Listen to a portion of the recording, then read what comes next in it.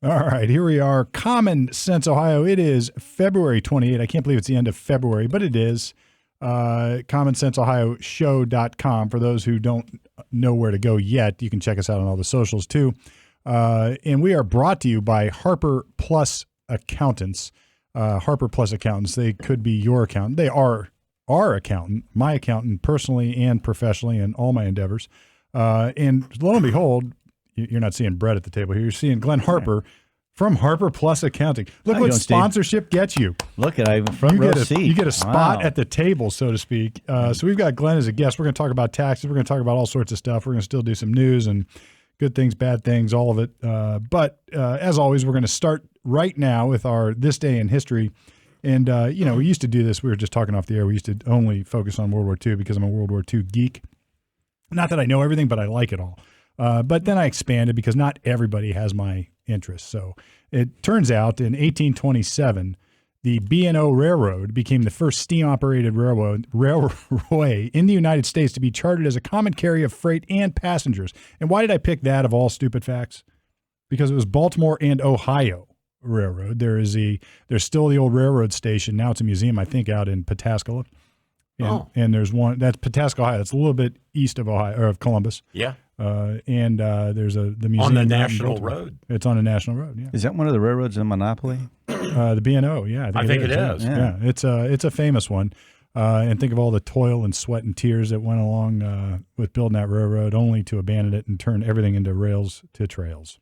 Well, and then Ohio had this huge canal system, which we used for like 15 years, and then we abandoned that. Now, I watched, speaking of the canal system, I watched Vivek, I think.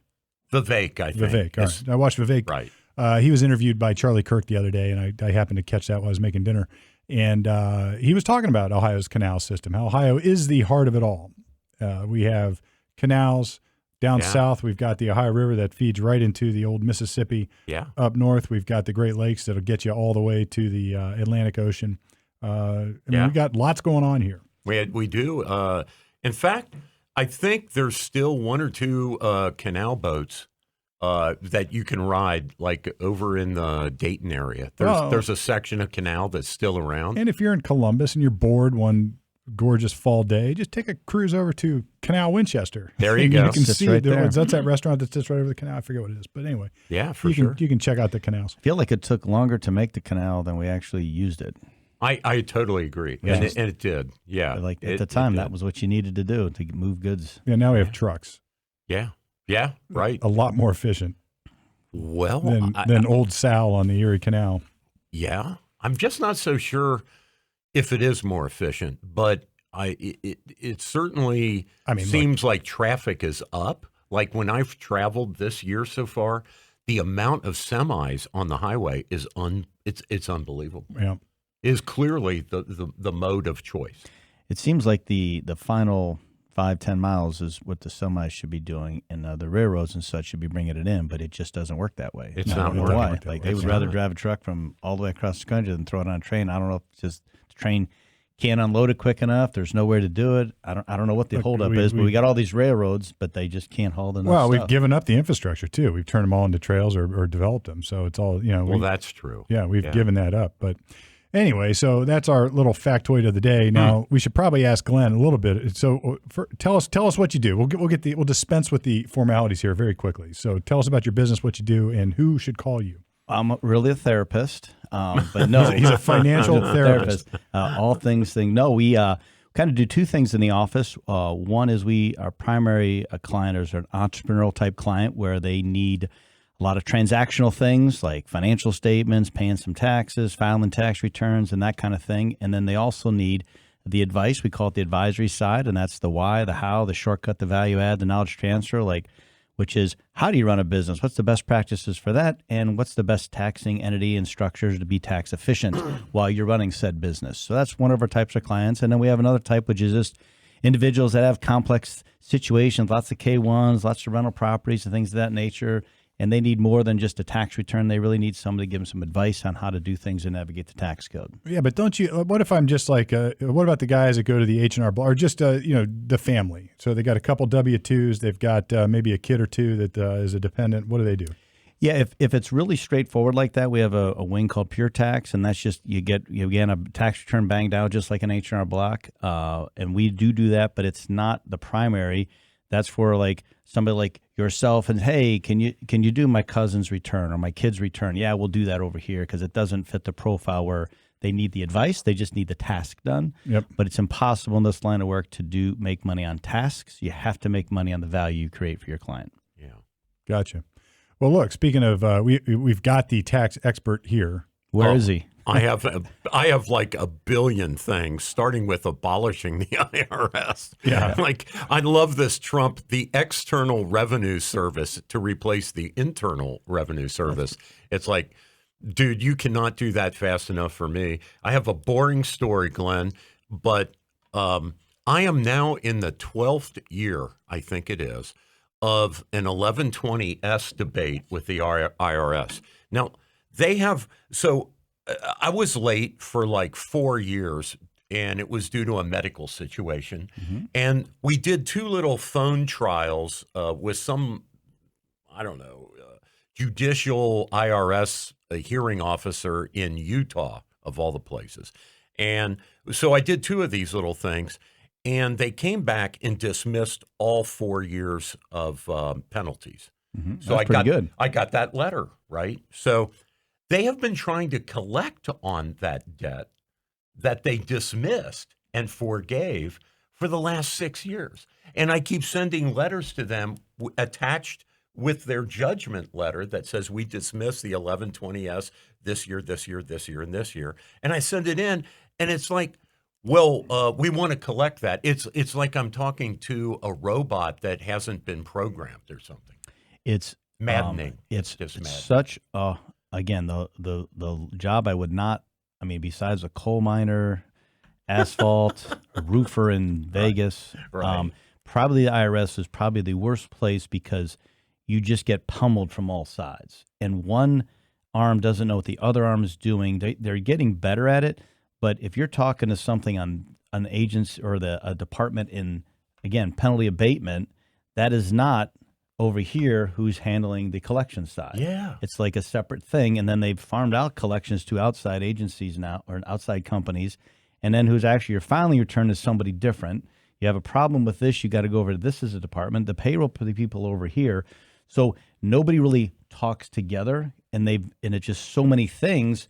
You're just trying to piece it together. So it just takes time. You just keep sending it and just keep sending it until they throw you off to jail. This is the insanity. And so far, 6 years, guys. That's impressive. That's a good one. This is what I think we have been conditioned in our country to accept awful service from anything government. Exactly. And we just say, well, that's just how it is. Why in the frick is it that way? I mean, right. And this is, I think, what Doge and Elon are trying to deal with. I mean, if, say I have a law practice and somebody called and they had a problem with your bill, my bill, or the driving privileges, or something, some document in the case, and they had to ask me for 6 years to get that document. It would be unacceptable. I would be out of business in 6 months. Yeah, the reviews would start getting posted, and I would either have to correct, or I would go out of business. Yeah. People wouldn't call me anymore, and this is why.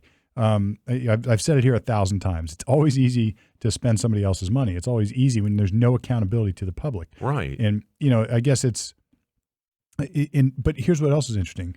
I have clients that call me who have been represented by public defenders, and I this is not a knock on public defenders. You are doing God's work. Yeah. And I mean that. Yeah. You really are. I bet you did some of that. I've done a lot of it in my day. When you came out of law school. You're doing God's work.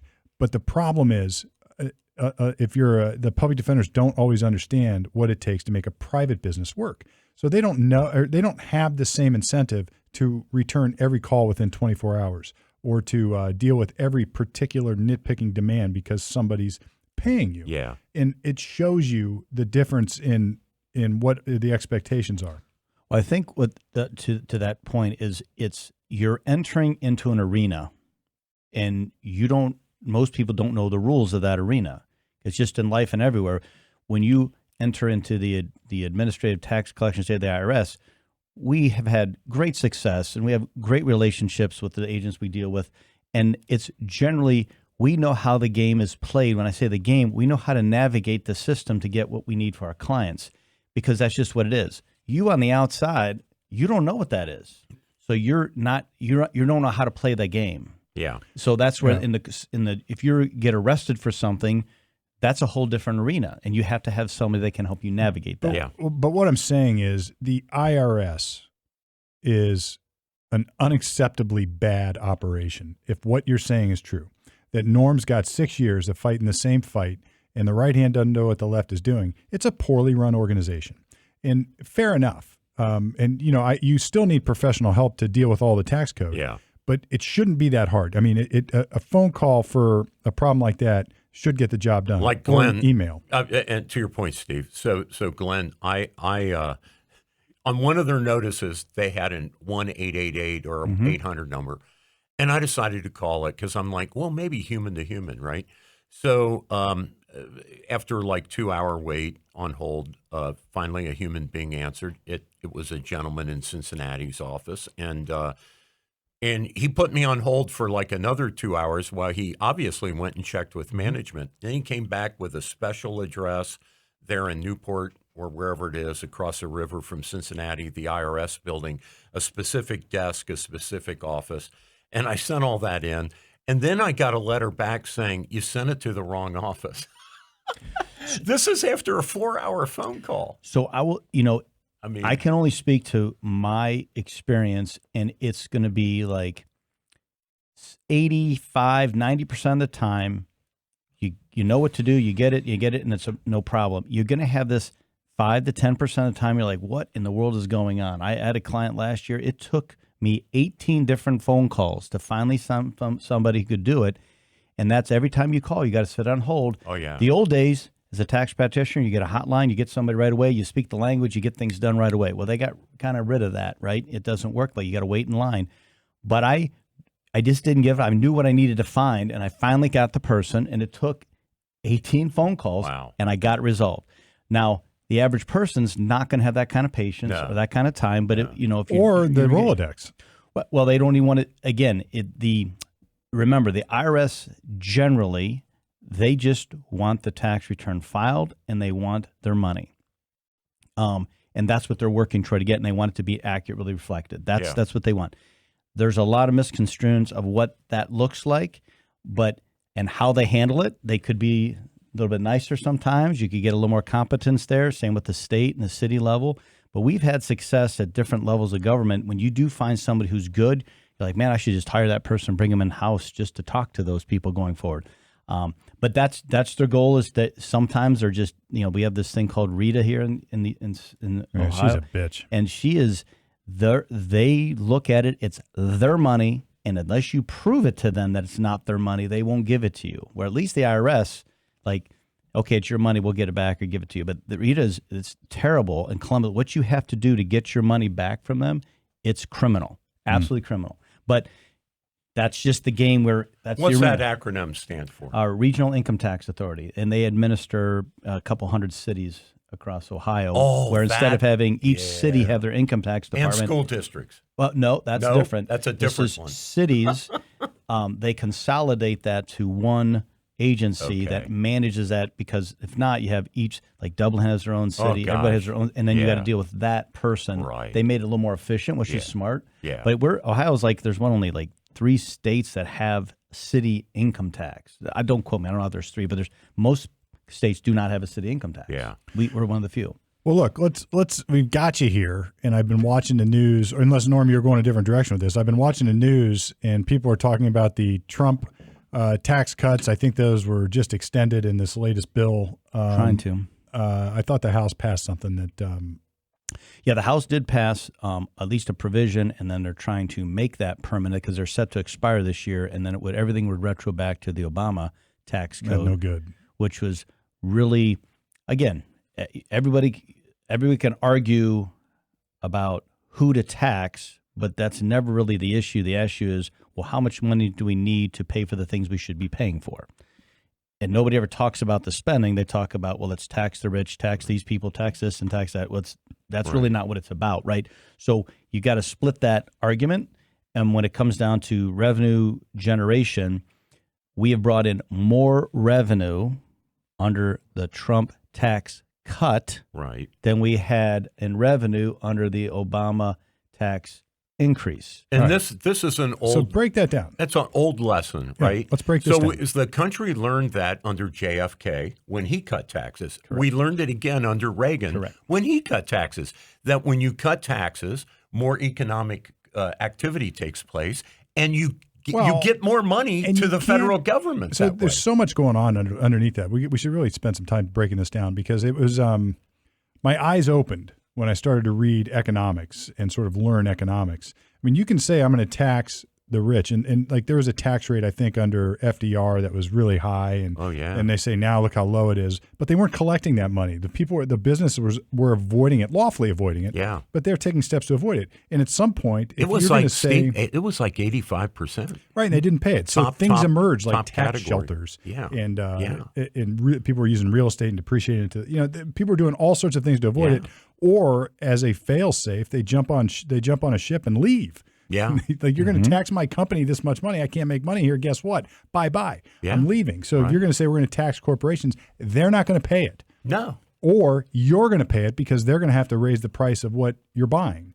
But so talk to us a little bit about why that is. So the tax cut made more money than the tax raise. As a general rule, the average person who says I'm making, you're doing very well if you're making $125,000 a year as a household, right? That's middle America.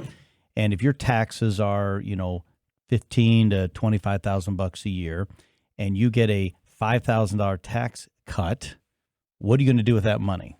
99% of the time, you're going to put it back in the economy and buy something. Yeah. Okay. If you are you're making $1 million a year and you're paying, $400,000 in tax, and they cut that $400,000 down to, $300,000, that $100,000, you're gonna go buy stuff because you have more money. Yeah, bigger house, new car. People whatever, love to buy stuff.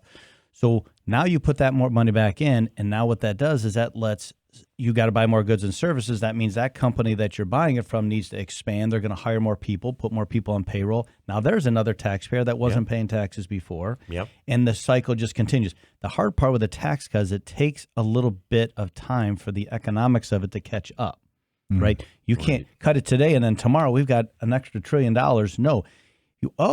Well, let's invest in some property, plant, and equipment. Let's go build some more things. Let's get some import stuff. Let's go build more, hire more people. That takes time, and then it catches up. Yeah. And just like a tax increase, you get that immediately, but then you get less because now the economy shuts down a little bit, but that takes some time. It chills the economy a little bit. So you just it's supposed to be it's a long-term play, and if you're a business owner, we've had incredibly great favorable tax rates for entrepreneurs. They did some crazy things where some people were excluded and some people were included on the QBID things, which is a component of it.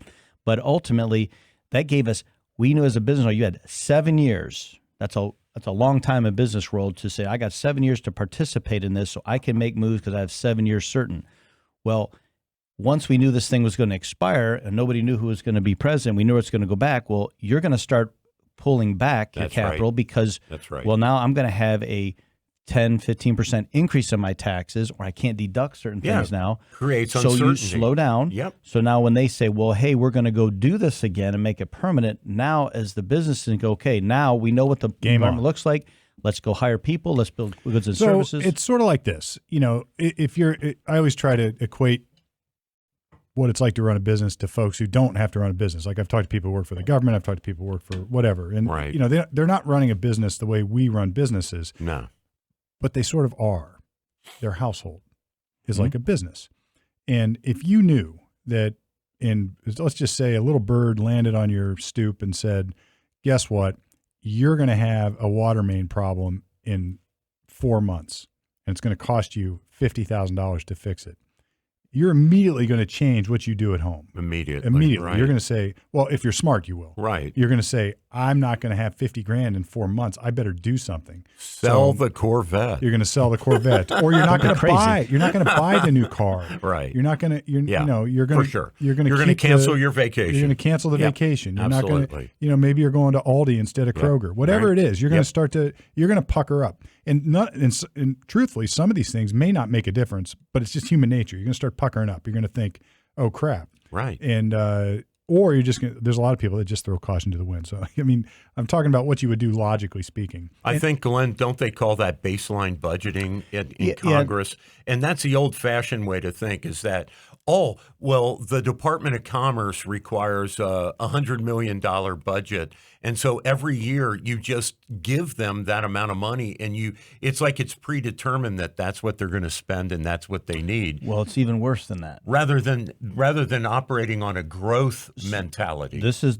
the part what Doge is really going to town is saying, look, as a entity that's been appropriated a budget of, let's say, $100 million, you go and you do what you do and you spend it, and you get close to the end of your budget period, and you're like, oh man, we have not spent $10 million of that. Yeah.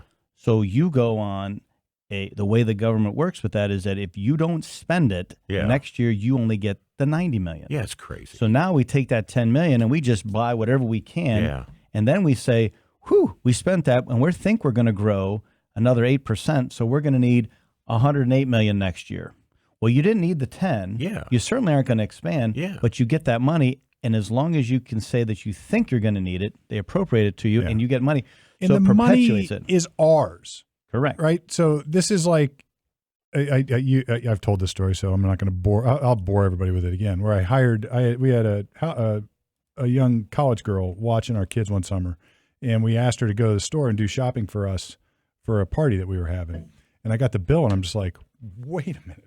Like it was like 3 times more than I thought it would be, because she didn't go to the budget cheese section to buy the cheese tray. She went to like the Giant Eagle, of course, market district cheese, and it cost 4 times money. Yeah, that's right. And everything. So I would have bought the no name this, and she bought the high end this. And, right. And I didn't even falter for it. It was like a lesson though in economics. It's easy to spend somebody else's money. Yeah. You got no stake. Yeah. And remember, one of the great things about making Americans just unique in the world, and I don't know how it is everywhere else. I've not been everywhere, but in my experience, most people make this much money and they spend about this much.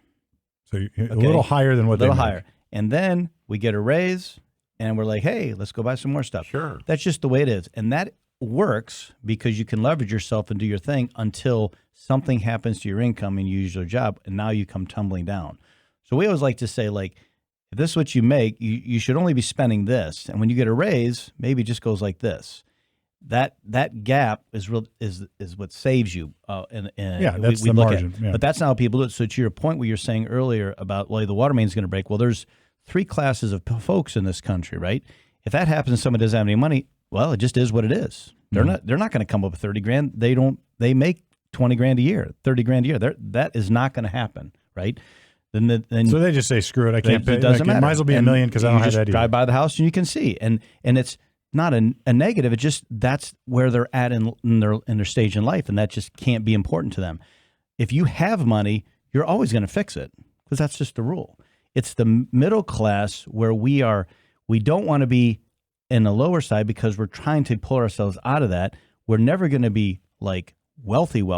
We're stuck in this middle side where we're just getting killed. We're responsible for everything. Yeah. And we don't have a choice. We have to fix that water main break because we got to move out of our house. And to your point, we get caught up. And I live this life, and I've stepped off the conveyor belt. I don't care anymore. But we all, like that middle class, tends to live a little higher than what they can afford. And I think the psychology is they want to live rich. Or they want the fancy car, they want the fancy house, they want their kids to go play all the sports, and they want all that. And I'm not saying that's bad, but we fall into this thing like to keep up with the Joneses, and we do it. I think it's part of it, but I think it's the expectation in America is that we can always do better, and we are going to work hard and strive to get that dream of whatever that is in America, which is it's attainable, but it's just out there, and you have to work for it. So we've led ourselves to believe, well, we have both spouses working, we'll have double incomes, We'll bring in a nanny. Well, geez, that's going to cost us 40 grand a year, which means we got to make 80 grand a year to just pay the 40. So or you could say,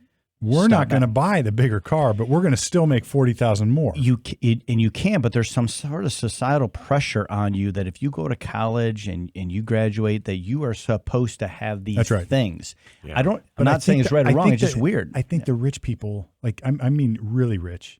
I mean, they got their stuff, but they probably don't give us. Like you get to a point. Like I'm at a point now. I'm not saying I'm really rich, but I've crossed this threshold where I don't give a rat's ass. I'll drive the Camry. And I'll have a silicone wedding ring, and my watch costs $50. There's a, from what I can tell in my illustrious 35th tax season, which is insane. If I was in the government, I'd be retired by now, 20 years ago. But the magic number, it seems like to me, is that when your household makes around that $400,000 a year, $450,000, at that point in time, your taxes are, a quarter of your income at least. So let's do the math on that. So 125 to 120, give or take. Yeah. When you got federal, state, and state, so maybe it's a little more. When you got Social Security, it's pretty sizable. But your take-home pay every month is around that $25,000 a month, give or take. Well, if you have a mortgage, $8,000 a month, a couple car payments, you're doing your life insurance, your health insurance, you're doing your groceries, you got your kids in daycare. You're going to spend around that $18,000 a year, and you have a little extra. At that point, you're okay. You can go on a nice family vacation, and you're not like dying. And then if you make that next $100,000, well, you're just buying all kinds of cool stuff, right? Mm-hmm. Because you've already satisfied your bare minimum, and you're in the game. You probably even maybe have a second home at that level, right? Like a vacation home or something. And once you start getting over $1 million, unless you are just blowing it on cars and women and drugs and booze, it's really hard to spend that much money. I mean, we're consumer based. We're good at that in the U.S. Yeah. We're very good at it, but you're going to be okay. But it's that when you making $150 a year, or a doctor coming out of college and you're making, $150,000, $200,000 a year, you think you're making money. By the time the tax man comes and you pay your student loan, you are not making any money. It takes a while. And doctors' malpractice insurance. Oh, it's unbelievable. So you look at your W-2 and I made $250,000. That's not going to get it done. No. And if you're going to be in the middle, if you want to compete in that class. Correct. But what I'm saying is you don't have to compete in that class. So look. Well, there's expectation though, Steve. If you come out of college, I want to be there. I'm trying to adjust human nature. I hear you. I've been giving the finger to social expectations my whole life. So I always drive beaters. I always have junkers, and I know how to fix them. And it's minimum, to take care of them. And I don't, it doesn't worry me. Yeah, but but that's awesome for you. But you don't even have to do that. You don't even have to go that far. Not worried what anybody thinks. You can go buy. You're making $250,000 a year.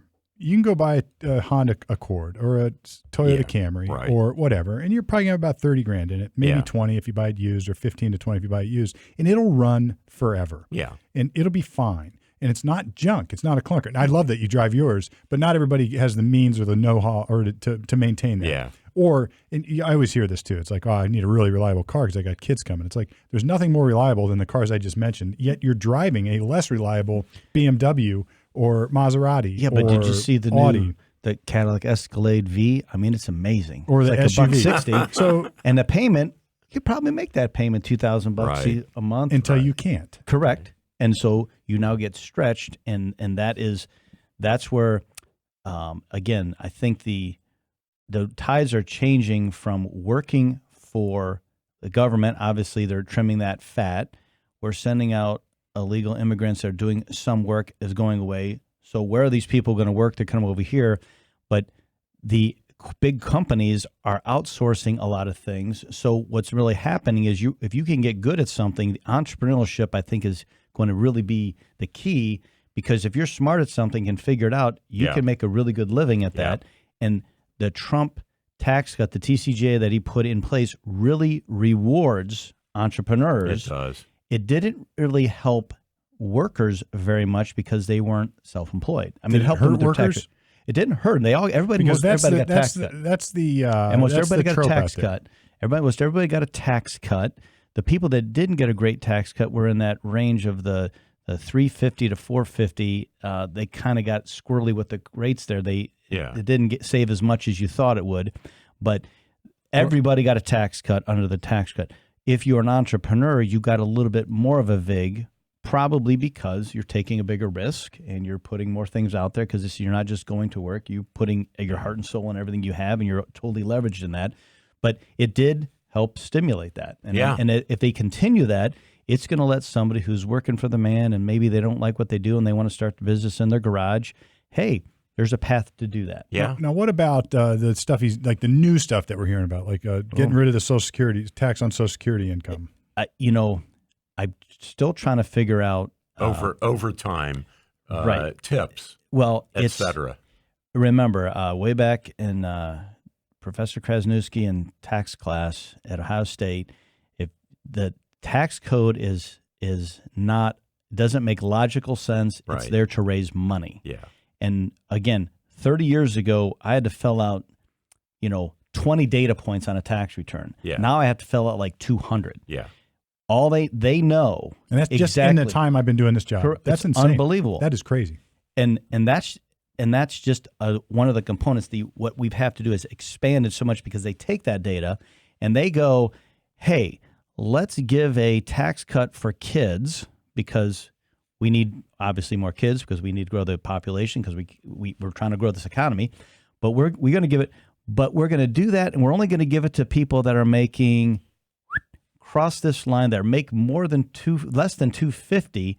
They get that credit. Yeah, they know exactly how much money that's going to cost. Yeah. And how much they have to give the credit for. Yeah. Then they go over here and they say, well, let's eliminate the state and local tax deduction, cap that, which affects these other folks, and that's going to save this, because we're going to give this.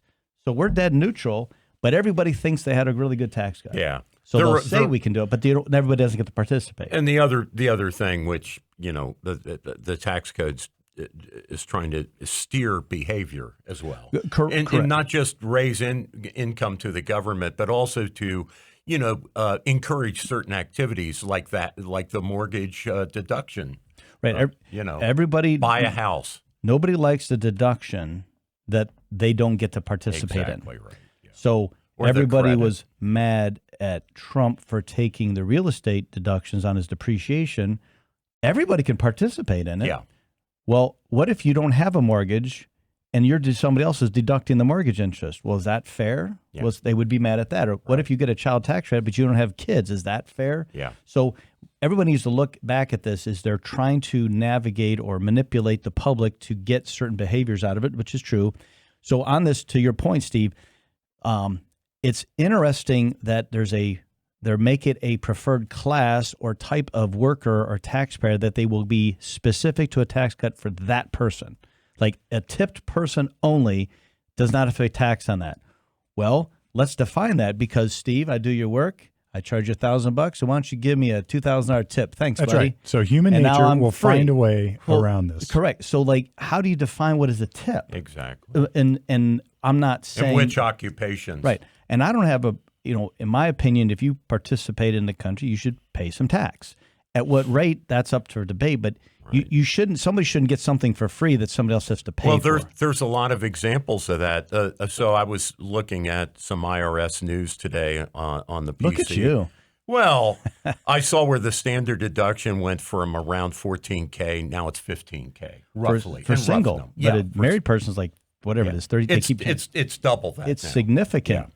So even if you have a mortgage and you're paying $29 too for married filing jointly, you don't get to deduct it anymore. Yeah. And again, Social Security was never you pay into it. They take it from your check. Yeah. Your employer pays the exact same amount on your behalf.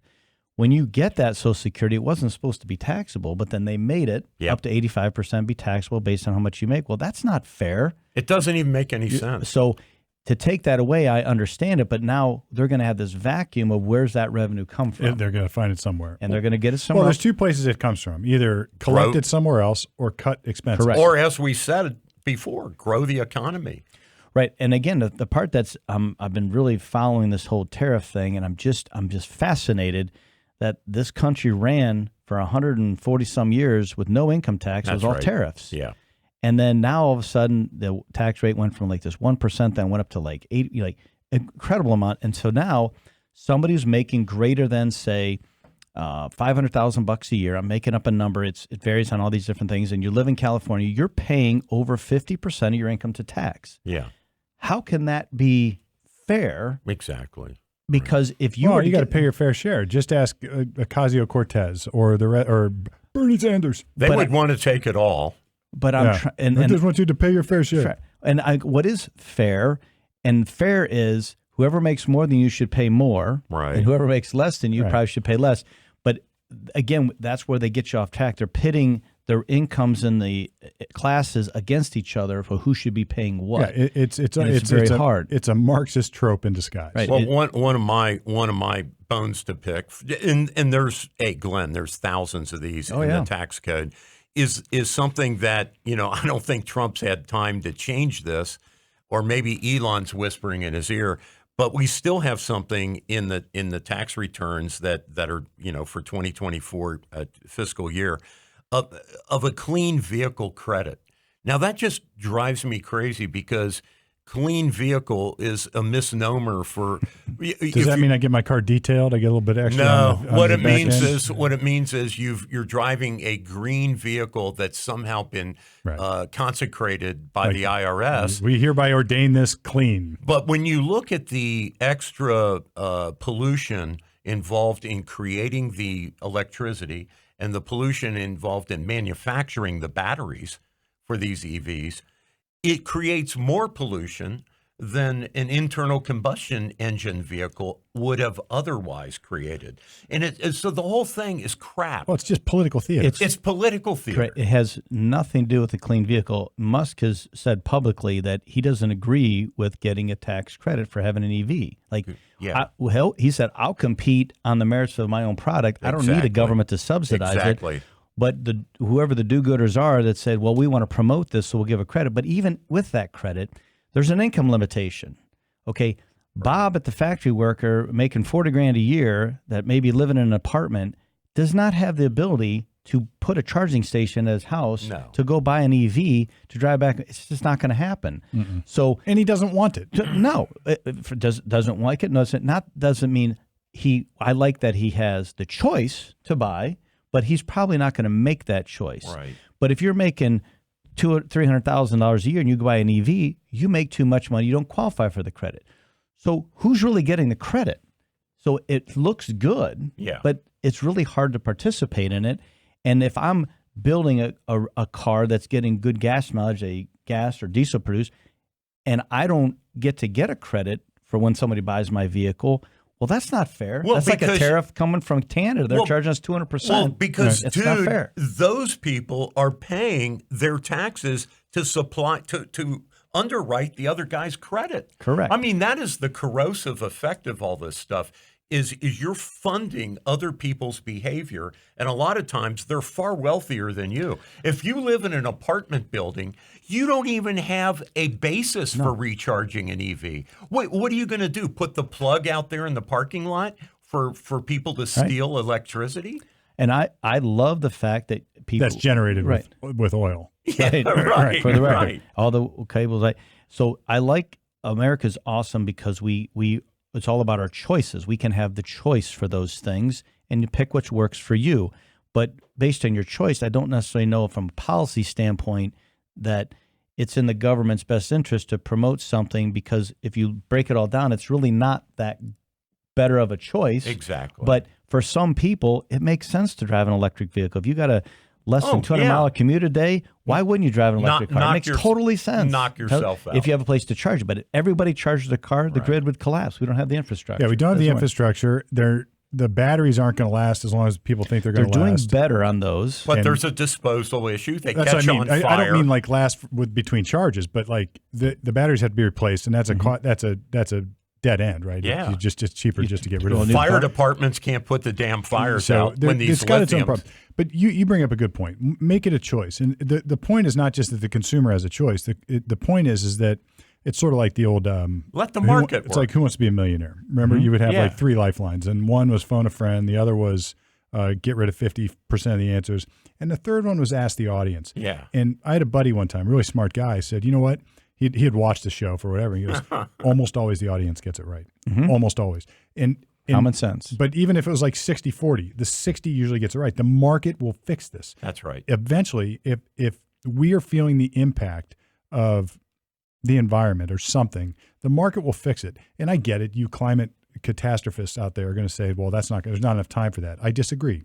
I disagree. Right. The market will fix this. And there's whole books that say the climate crisis is utter bullshit anyway. Yeah. So look, it's debatable. It's debatable. And so the market will fix this. And you're not going to be able to, in order to cram down from above things like EVs, you have to give the government ridiculous amounts of authority and take your money. And once we start taking your money with taxes and this kind of and these incentives, that costs somewhere. Like you said, it's either going to cost out of the pocket or somebody's going to pay more. Dude, when Ransom Olds and Henry Ford came out with internal combustion cars like the Model T, right? The federal government didn't subsidize that at all. Correct. There were no incentives. People got off horses and started driving cars because of the market forces. Right.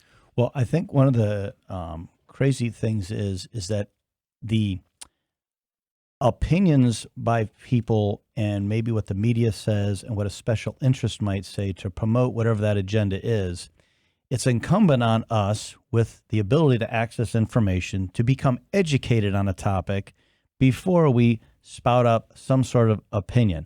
I'm no expert on the tax code. I just know how it impacts people. I know how the things work. I know how businesses pay their money, what they do. I know what they do with their money. I got a pretty good feel on how that works. I'm not saying I'm 100% right. I'm just saying I got a good feel on it. So I can have an opinion on that because that doesn't fit the narrative. It's opposite of what the data shows. So if we're going to follow the science, it's incumbent on people to know if they want this policy, what does that really mean? People they use their heartstrings or their emotion, but they don't know what the consequence is. So I think that's the hard part. Well, and the thing is, they can make those decisions for them. What I don't understand is people wanting to impose, whether it's a vaccine shot or having a tax policy item like the clean vehicle credit. What I don't understand is people taking their biases or what they believe is true and imposing that on their fellow citizens. I don't understand the philosophy of what makes a person think that what they think is superior to everybody else and that therefore their view of the world should be imposed on everybody else. And it's very arrogant. Correct. It's amazing to me that and again, I'm not one side or the other. I'm more of a policy guy that like, what's the policy that's best for the country and best for me? If they got rid of the IRS tomorrow, this is where I do a lot of my livelihood. I'll get another job. I think it's best for the country if we had a simpler system. I've said this forever. The federal, state level, it's too hard. I 50 different states with 50 different rules. Crazy. All the cities different. The feds, who you are and how. It's too hard for the average person to navigate. Yeah. But it's in the code. It's in the law. It's been written by the special interests. If you can afford to hire the army of CPAs and attorneys and multinational companies to do it, you can skirt all. Big companies don't pay tax because it's in the rules. So if you truly want to stop all that, make it a little more simple and more transparent. I feel like this administration's trying to do that on some things, but if you talk about it and you at least have a dialogue with somebody and you can debate the facts and try to have a conversation, the country's going to be in better shape. So Glenn, you're going to love this. Bring it. Because one thing that came out, I think last week with Doge, is they identified $4.7 trillion in Treasury Department checks that were written without any traceable code on it, like up in the right-hand corner about what account in the federal government this check is related to. Like if it's a check to Lockheed Martin, for example, for 40 jet planes, the checks just went out to Lockheed Martin, right? So that's all they know. They don't know what it was for. And they've identified $4.7 trillion. I mean, is that a lot of money? Who the hell, know. like Steve said about running your house, like in a rational way, who the hell would write $4.7 trillion in checks and not note in the upper corner or the lower left-hand corner what the hell it was for? It is amazing. Only the federal government. Well, I tell you who does that: criminals. Yeah. I mean, look, I'm not calling these criminal. people, but look, you don't. If you don't want the money to be traced, then you don't designate where it's going. Or if you're incompetent, it's like one of the two. That's right. There could be some of that, but always somebody is dictating to somebody who's actually moved the money what to do. There is a process for this, and somebody has blatantly, obviously disregarded it, because any real company out there, when you find something like that, you're going to go figure that out. Somebody's going to get fired. You're going to figure out what happened. I guess criminal is the wrong word. Somebody who doesn't want somebody else to know what that money is going for. Right. So criminal or not. Right. But look, I've done this for a long time representing people charged with crimes, and I've said this hundreds of times. It's always the cover-up that gets you in trouble. It's deliberate obfuscation of some kind. It's the cover-up. So any explanation for the expenditure of that money is now suspect because we don't know, because of probably some deliberate, intentional lack of record keeping. Yeah. We don't know where the money went. Another one, Steve, you guys will love this. So the head of the new head of the we call that money laundering in my world, by the way. Well, you'll love this. The new head of the Small Business Administration, I saw this lady on the news the other day, and she said on her first day, so she gets appointed by Trump, she comes in. Nobody's in this building except janitors, and security. It's just an empty SBA building. So she puts out this memo, very Elon Musk-like, that basically says, come in or you're fired. 90% of the people came back, and they were in the building this week. And she said, I'm finally getting to meet the people that I work with and that I oversee. It's like only 6% of federal employees were coming in more than once a week. It's funny. The pendulum has swung from everybody's in the office to everybody's at home. But what we're seeing with clients and just talking to folks is that it's really hard to work from home and be engaged in your job. It's a special person to be able to do that. And we're finding out that most people that were working from home were double or triple employed. So they were working for multiple companies and playing around. But which is interesting that they don't really have to do any real work. It was even noticed that they weren't doing real work, and they're getting paid by multiple companies. It's just an interesting phenomenon. Well, they're finding that with federal workers. Right. And it's everywhere. There's a guy that there was a guy that had a full-time job at one of the agencies, and Musk found that he was, instead of doing federal work, he had two jobs, one of which was he was a full-time farmer. So he's out there plowing the fields, seeding the field, doing whatever he's doing. He's collecting like a $250,000 paycheck on the side. From all over and it's just unfortunate that as a human to say, I have been employed to do this task for this employer, and I have a loyalty to them to do what they're supposed to do. They pay me. I'm supposed to exchange my time for this paycheck, and to with intent to say, I am going to cheat my employer, and I'm going to go work for this one too, and I'm not going to give them 100%. I'm going to give both of them 50% or even less. That is just like, how do you even look at yourself in the mirror to know that you're cheating your employer? Right. Again, people say, well, the employer's cheating you. Are they? Are they giving you the money every month, every week? Are they paying you? They're not cheating you. Yeah. And in this case, the federal government, which, as Steve said, that's our money.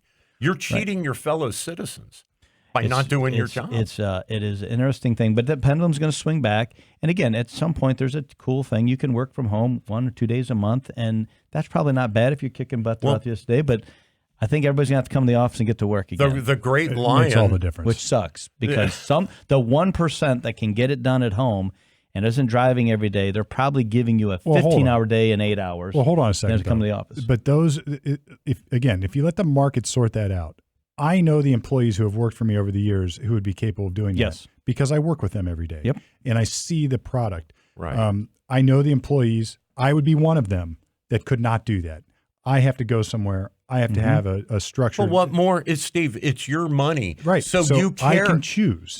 But you, since you care about your enterprise that you own and run, and it has to be profitable or it doesn't make sense.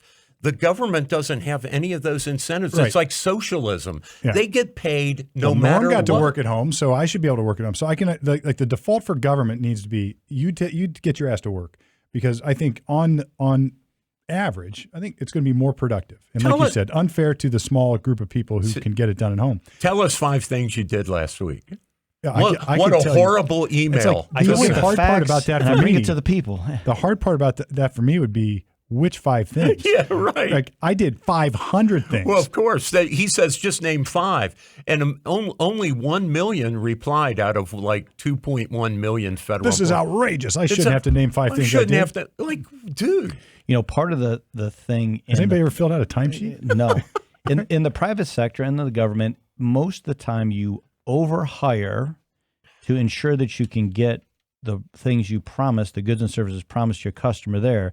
And after you figure out who's can do that and how that works, you will then pare down your workforce. That's just how it works. Yeah. But it seems like in this case that like when Musk took over X or Twitter, 80% of the people just weren't doing anything. Right. Like, which is crazy, but most companies are like that. It's like there's probably 30 to 40% of the people they're not there being productive. Yeah. And that's not fair to that employee either. It's not about the company, it's about the employee. Who wants to go to work and not be important? Who wants to get paid for doing nothing? Well, that's just a character apparently thing. a lot of people. So for me, right? If you incentivize that, that's what you'll get. Right. That's right. That's what you're paying for. So I'm not mad at the company for paring down their workforce if they don't need it. I'm a little disappointed in the employee to say, look, for sure. But if you can get paid to do nothing and you're okay with that, well, someday that's going to end, and that's ending now. Now you owe it to yourself to be the best you can. Well, Glenn, before he bought Twitter, there were young ladies that would put up on Facebook or on YouTube a video of them. This is the workout room, and this while I'm getting paid, I'm working out, and then this is the employee cafeteria. And look at the designer food that I'm eating. And it would be like this is her 8-hour day. It's just shitting around on the company. Have you seen the Apple headquarters? I mean, they have got. I mean, if you're in the club and you're in those companies, you got the greatest perks ever. Yeah. But you have a responsibility, I think, as an employee to give what you're being paid to do. And if you don't, I think that's on you. That you can't be mad at your employer because you got fired because you aren't doing anything. There was a push at one point because these are creative people, a lot of them. So there was a push that like, all right, these people don't thrive in the structured environment. So we'll break this down a little bit and we'll let them do this. But eventually that just takes over. Yeah, wear your pajamas to work. Yeah, and bring a little Snuggie bear. And I was listening. I've read articles on this. Like it's ridiculous. Even I think relaxing the uniform at work. So like we would go wear suits because it made us all equal. So guys would wear suits at work, and so it's our uniform. So well, and it's recognition that what you're doing. Me in a t-shirt, but it's recognition when you're wearing a suit that what you're doing is important. It's important. It's respect. It's respect. It's important. You go to a wedding or a funeral, you wear a frickin' suit. And it takes away any judgment about what you're wearing because that's it, right? Yeah. It's the uniform of the day. That's it. Right. And then when you relax that, I think I imagine that there's a place where the curves cross, where eventually becoming too comfortable becomes less productive. Yeah. But maybe a suit and stuffy and a tight collared shirt is less productive than maybe an open collar unless you need a tie. Like at some point those curves cross. Right. But if you're going to choose, I would choose above. I would choose a little bit more formality than less. But I still think that's up to the company. The individual company. Of course. The company, it's your culture, absolutely. what you're trying to represent to each other and to your client. That's up to you. And if you get hired into that, well, that's just the rules. Right. This is how we do it. Right. Exactly. You don't get to come in and go, well, I want to change it. Well, no, you don't get to change it. That's how we roll here. That's right. So that the pendulum is swinging back a little bit, I think, to the employer, but it's off the responsibility of the employer now to communicate that to their staff and say, here's what the rules are going to be, and try to work through that because it can't be one or the other. It can't be. Everybody has to work together, and we all have to work together. That's why it's hard to run a business. The government and the government's. It's the same thing. We're all trying to work together to get some sort of the common goal, but we need transparency and a little bit of education on how the things really work because people, it's so hard to learn this stuff because it's so tricky and they never tell you everything. So I'm really looking for the one thing about the Doge that I'm looking for that I have not seen yet is show me something official that other than a statement of where this money was being spent that allegedly shouldn't have been spent. I've not seen anything that says, well, here's the check. Here's the program it went to, and this is what we canceled. Somebody's telling me, but I'm not seeing, show me the money. I got to see that. And until I see that, I don't know. They're creating a website to supply all the receipts. So I can't wait to see. Yeah. And that, I think, for the naysayers. And some of that's up there now. The naysayers will go, okay, now there's not someone just talking and saying it. They won't. But I hope it's there, and it's okay. Follow the science, people. All right, we got to move on to the next segment. Glenn, you haven't been on the show since we started the segments, but we have an Injustice for All segment. All right. And as we get to the end here, we got a couple more things I want to cover. But Injustice for All, Norm, did you see there were arguments in the U.S. Supreme Court, and there was a gal from Ohio, Miss Ames, who was suing the Department of Youth Services because she had been passed over for a promotion, she claims, because she was straight. In other words, a homosexual got the job and she didn't. Right. And this is like the quintessential reverse discrimination type claim. Right. And she sues she sues in federal court, and the Sixth Circuit eventually, she lost, and I think the Sixth Circuit eventually affirms and says that, we think it's discrimination, but we're not going to change this. It goes up to the U.S. Supreme Court, and there are arguments on it yesterday, and it sort of looks like it's pretty clear from the writing on the wall that she's going to win, that that the U.S. Supreme Court is going to say that's discrimination. Yeah, or at least a cause of action. A cause of action, right. That's a cause of action that she can raise at the trial court level and sue the government for discriminating against her. Right. This is an earth-moving it's epic decision if it comes down this way. And like it or not, think it or not, discrimination is discrimination. Yeah. Right. And universal. One way or the other way. And I don't agree with any of it, right? I don't think you should discriminate based on any of it. And then, but you have I love the philosophical debate about this because you're an employer. Mm-hmm. You make decisions on who the best person is. And I don't care who they go to bed with as long as it's not a child. It wouldn't matter to me. That's right. It wouldn't matter to me. Right. So discrimination is discrimination, and how this shakes out will be fascinating because this is an earth-moving decision. It sure is. That changes everything, going back to the Civil Rights Act, really. The part about that is really just hard to comprehend is that how can you, if you look yourself in the mirror and you're going to say that I deserve this job, or I need help to get this job, I can't get it on the merits of my skills and ability. Right. That, to me, I just can't comprehend it. Right. Like, either you got your game or you don't have your game. And if you have your game, I want to be in the arena, and nobody should discriminate against you. But if somebody's going to give you a couple extra points, right, or make it easier for you to get in for whatever that is, whether it's totally wrong. It's got to go against your whole it fits in right with the Harvard decision by the Supreme Court. Another immutable characteristic, your skin color, right? To tell Asian and white parents that their kids can't come to Harvard or Yale because they don't have the right color of skin is outrageous. That's crazy. And this lawsuit, the decision that we think is going to happen from this lady who's heterosexual is just, that's another immutable characteristic. She can't help what she is. She is heterosexual. Why is that being held against her? Is ridiculous, and it's nobody's business anyway. Right. Again, it doesn't matter what race, religion, creed. It doesn't matter. It doesn't matter. It shouldn't matter. We all should be equal opportunity, and then the merits of your skills and ability should determine it, and that's it. Anything more than that, and that's insulting. This is very similar to the conversation we had about the tax code because, as we like to say around here, you get what you pay for. Yep. And if you incentivize people, like if you force them through some incentive to do something different, you're really incentivizing discrimination against somebody or another. That's right. Versus just letting the market deal with it. That's right. And if anybody thinks out there that a law that says I can't be prejudiced against a black guy or a gay guy or a trans person, if you think that's going to change my opinion, you're sorely mistaken. It's just going to bury it. And I won't express it. We had a black minister on the show this month, Jerry Revish, a former newscaster here. And we talked about Martin Luther King. This is the last day of Black History Month, by the way.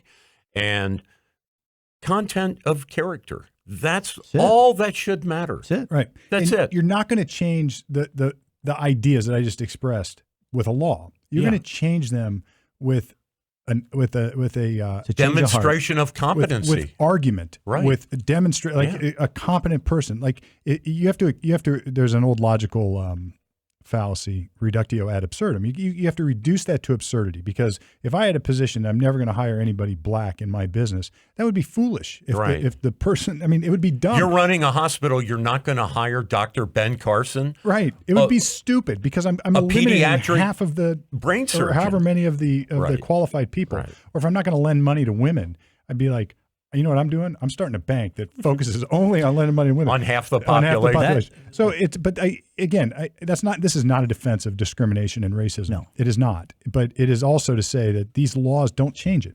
And what they've done is incentivize it in reverse.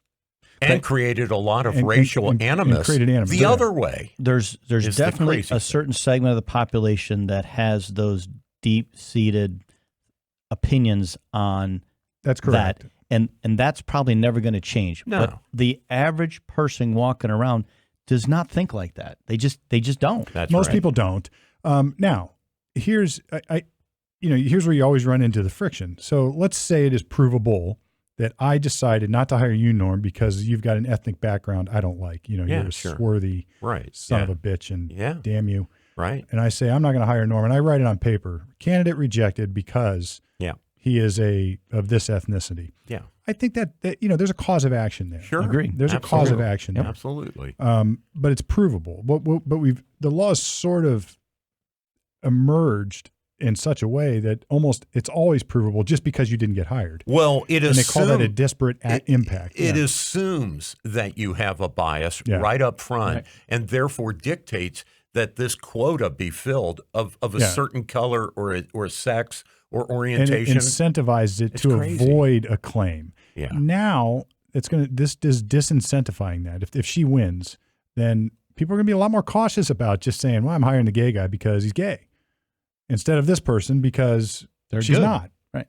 And look, so I think hopefully what emerges from this is when somebody as a lawyer, I'm saying document everything you're doing. If somebody hires somebody, you can write down the qualifications like this in the job interview. It's what people do. It's what HR people do. Right. It's crazy talk. And they write that like this qualification, didn't like this, question about this part of their background or whatever it is. Right. And then you have a rational basis to make a decision. That like hiring a candidate for the fire department. Yep. Can this human being, I don't care if it's a man or woman or what color, what God they pray to, can they carry 180 pounds up 10 flights of stairs?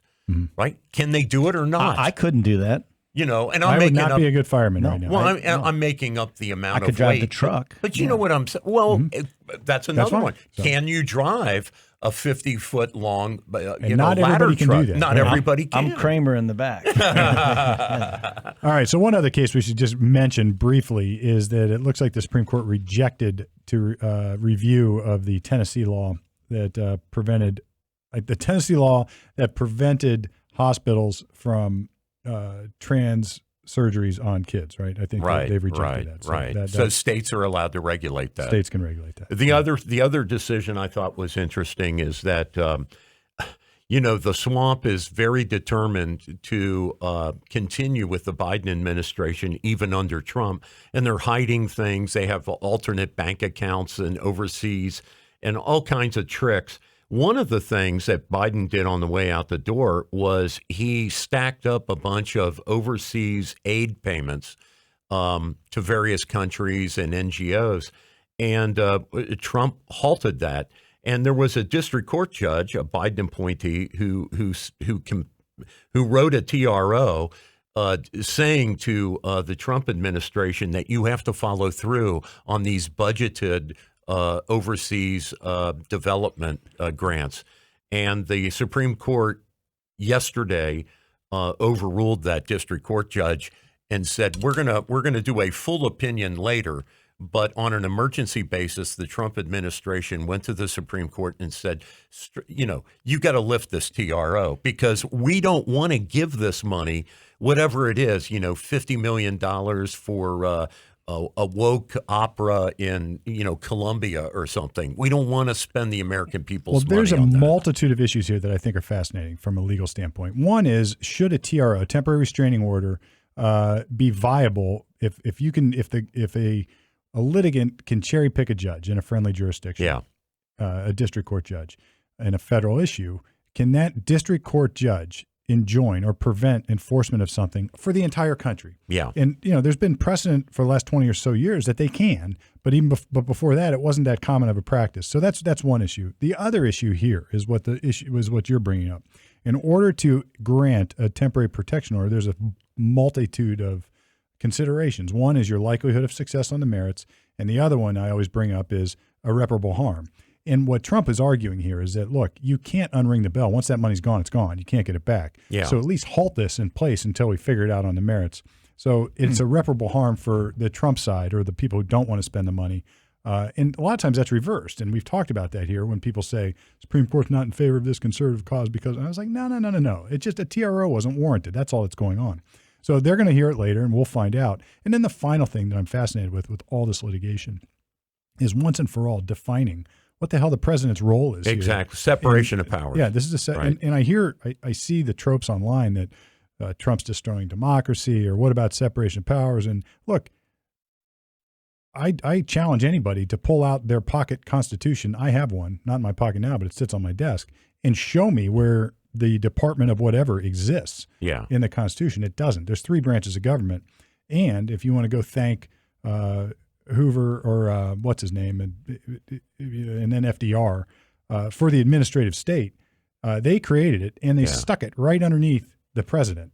So Trump's the president. And one of the named powers in the Constitution of the president is conduct of foreign policy. And this is Woodrow Wilson. I said Hoover. I meant Wilson. And this is right in his bailiwick. Right. Not Trump, but whoever the president. The executive. So the executive created it. Now it's under the executive. Sorry, you get what you pay for, man. Yeah. Again, that's he gets to run foreign policy. He's the president. That's kind of funny. So what you're telling me, to make sure I understand it, is that agency was created, or those in the administrative state, and it's been in force for almost 100 years. Mm-hmm. And Congress created that. Congress delegates it to the president to create it, which to the is executive branch, which is a problem. So the president has been doing this, all the presidents, for 100 years. Right. And now the current president wants to modify that a little bit.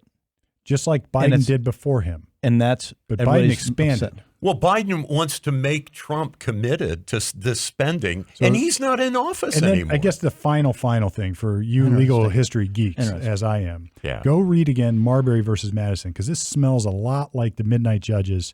And old Marbury wanted Madison to appoint him to the position that then President exiting John Adams gave him, and Jefferson wouldn't do it. So, and then from that decision, the outcome of that didn't really matter. But that decision resulted in Marbury versus Madison, which ironically is our U.S. Supreme Court now doing the same thing. Yeah. And that was 1787, 9? Just the other day. 1790. We in this country, we have a lot of violence associated with people who think they're entitled to a federal job or money from the federal. I mean, the guy who killed McKinley, right, was bitching about a job. He's from Ohio, was president, was assassinated over a guy who didn't get a job that he wanted in the federal government. And it's like, wow, really? All right. Well, let's finish up. We got to do some wonderfully outrageous stuff. Glenn, what we do at the end is we pick something you like in this week and something you hate. So I did what I didn't like, which was about the swamp hiding money. What was wonderful was, now it's been, 10 days, whatever, that Montreal flight where the airplane flipped upside down, all 84 people lived. I mean, thumbs up to crazy. That. It's never supposed to happen. Is that it? I mean, it slid all the way down the runway with a wing broken off, flames coming out of the damn thing, and all 84 people lived. I'll go next so you can think about something. If you can't think of that, don't worry, because you're on the spot. So look, what I love about this weekend or this week is that in Ohio, we've got a couple things going on. Yeah. We've got the Arnold Festival. So Arnold Schwarzenegger, even though he said, screw your freedom, back in COVID days. But still, Columbus was a big home base for him. Here. He had won some competition. But he hits on those nannies. But this is an enormous festival. It's grown. It's great for the economy, and you get a lot of fake tans and muscular people running around spending their dollars. And I'll be back. And I'll be back. And, lots of fitness stuff going on, lots of shows going on, lots of little side things happening. We had some people want to use the studio, so great stuff. Horrible. Gene Hackman. Did you guys see that? Yeah. He's one of my favorites, man. I hope there was no foul play, but No. he was 95. I don't know what happened. But his wife wasn't, though. So They found pills all over the floor. In The dog, everything. Yeah, it's just bad. Man, go my sons. Even my sons, they're like, I was talking to my oldest. He's at Bowling Green. He's like, yeah, I just love Hoosiers. And I'm like, man, do yourself a favor and just go watch the French Connection tonight. Oh yeah, right. Just go. Popeye Doyle. Man, so good. He's a badass. Hackman was so good. Everything he did. In my hobby, is racing, and he also raced cars at one point. Oh, did he? Right? Yeah. Yeah, he always looked like he was 70 his whole career. Yes, you're right. Always, Yeah. That was He had a that- seasoned veteran. He had that natural. His hair started like back here. He looked like Archie Bunker. He looked old before he was really old. But he played a badass, and he didn't look like one. Right. That's what was so cool about him. What was that film with Will Smith? That's an incredible movie where you're being monitored by satellites and all this stuff. Oh, yeah. Something a Citizen, something. Yeah, I know the movie you're talking about. Incredible movie. And then Crimson Tide with Denzel Washington. Yeah. Great movie. the best line ever was misfire. And Unforgiven. That was Unforgiven, right. Misfire. That was the Shoot him. best. Right. No, I think for me, I just can't believe I get up today in the greatest country in the world and execute, help people, solve problems, have great conversations. I mean, how great is that? Right. That's awesome, man. Hey, what hunting season is coming up? I know that you're a Well, gamesman. I know turkey's coming up, but I have yet to do that. Oh, This guy's he's trying to get me. We'll drag your ass to the turkey wood. a lot easier to clean than a deer. Yes. A lot harder to kill, too. Yes. So, anyway, Glenn, how does anybody get a hold of you? What's your deal? Just harpercpaplus.com. They call the office, 614-456-7222. Have an appointment, see if they like it, check out our website. And if that's something that resonates with somebody, that's what they'd like us to do, gladly have a conversation, see if we can help them out. Glenn, we have people outside of Ohio. Do you take non-Ohio Absolutely. clients? Yep. Okay.